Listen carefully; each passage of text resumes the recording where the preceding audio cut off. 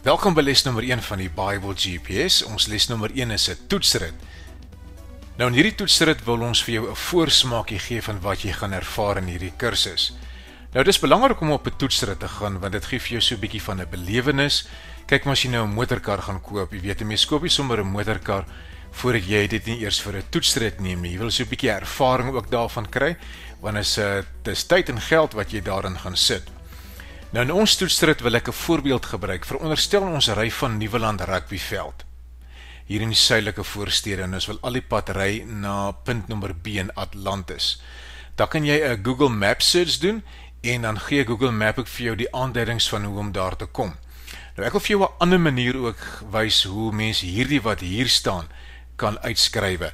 Nou Google Maps gee vir mense die kaart en dan gee hy ook vir mense hierdie wyse waar dit onder mekaar geskryf is. Nou ek dink jy sou met my saamstem dat hierdie voorbeeld is bietjie beter as hierdie voorbeeld, want hierdie voorbeeld gaan 'n mens so bietjie laat verdwaal. Jy dink jy is op pad Atlantis toe, dan eindig jy by Mamasbury. So mens skryf dit so half onder mekaar. En dit is ook hoe Google dit vir 'n mens gee, wat eintlik baie lekker is. Nou dieselfde as mens by Paulus kom. As mens Paulus lees, dan skryf hy geweldig gelaai, so op mekaar. Daarom is dit beter as mens Paulus se werke lees, om het so bietjie onder mekaar te skrywe. En dit is wat ek presies hier so gedoen het. Nou wil ek jou op 'n toetsrit neem deur die eerste 3 verse. Nou in hierdie eerste 3 verse wil ek vir jou wys, dat alles wat negatief is, ons in rooi gaan kleur. So kom ons begin by vers 1.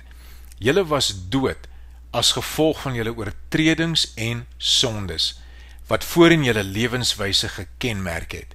Julle het gelewe soos hierdie sondige wêreld, en julle laat lei deur die vors van die onsigbare bose magte, die gees wat daar nou aan die werk is, en die mense wat aan God ongehoorsaam is. So het ons trouwens vroeër ook almal gelewe. Ons is deur ons sondige begeertes oorheers, en het gedoen het waartoe ons liste ons gelei het, en wat in ons gedagtes opgekom het. Van wie ons sondige natuur, sou ons net soos die ander mense deur God gestraf moes word.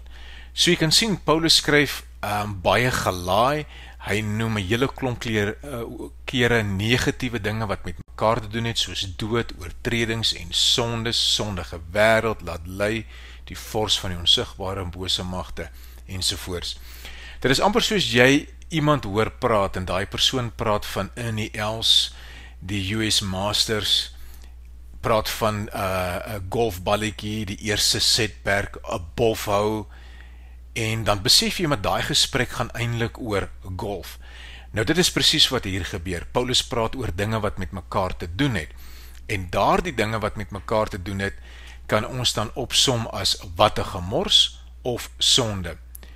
So in hierdie eerste 3 verse het ons dan in diepte gegaan, en dan zoom ons 'n bietjie uit, en dan sien ons dit is wat 'n gemors, en dit gaan oor sonde.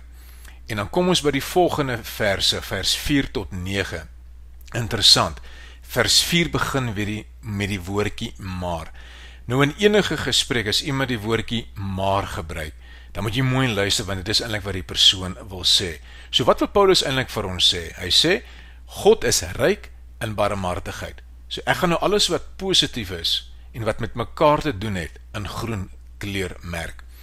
En hy het ons innig lief. Deur sy groot liefde het hy ons wat dood was, as gevolg van ons oortredings, saam met Christus lewend gemaak. Uit genade is julle gered.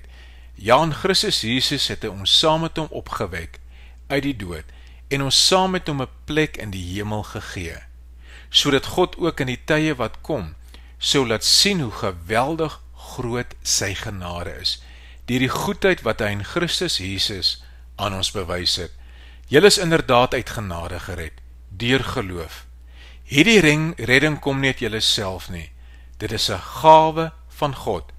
Dit kom nie deur julle eie verdienste nie, en daarom het niemand enige rede om op homself of haarself trots te wees nie. Nou ons kan sien, al hierdie dinge het met mekaar te doen, maar wat interessant is, as Paulus praat van God sy rykdom, sy barmhartigheid, sy liefde, dan koppel hy dit altyd aan Christus, saam met Christus, in Christus, saam met hom 'n plek in die hemel gegee. goedheid wat in Christus Jesus aan ons bewys is. So ons kan sien, alles wat met ons gebeur, word verbind aan Jesus Christus. En nou zoom ons 'n bietjie uit, dan sien ons al hierdie groen, wat ons gemerk het te doen met wat 'n God. Maar God is ryk in barmhartigheid, wat 'n God. En dit het te doen met ons verlossing dan uit genade. En dan interessant, vers 10 fokus weer wat God aan ons doen, of waarvoor hy ons geskep het. Nee, God het ons gemaak wat ons nou is. In Christus Jesus het hy ons geskep om ons lewe te wy aan die goeie dade waarvoor hy ons bestem het. Soos het gesien, vers 4 en 9 gaan oor God, en vers 10 gaan nou weer oor ons, om goeie dade te doen. So hoe gaan ons dit opsom? Wat 'n geleentheid, daar's baie geleenthede in hierdie wêreld om goeie dade te doen, en dit kan ons dan ook opsom as dankbaarheid. So om 'n geheelbeeld te gee, verse 1 tot 3 is wat 'n gemors, 4 tot 9 wat 'n God, en vers 10 wat 'n geleentheid. So dit is eintlik maklik om dit te onthou, al drie begin met G, gemors, God, geleentheid. En dan kan ons dit ook opsom as sonde, verlossing en dankbaarheid. Ek hoop jy het hierdie toetsrit geniet en dat ons jou in les 2 gaan sien. Dankie.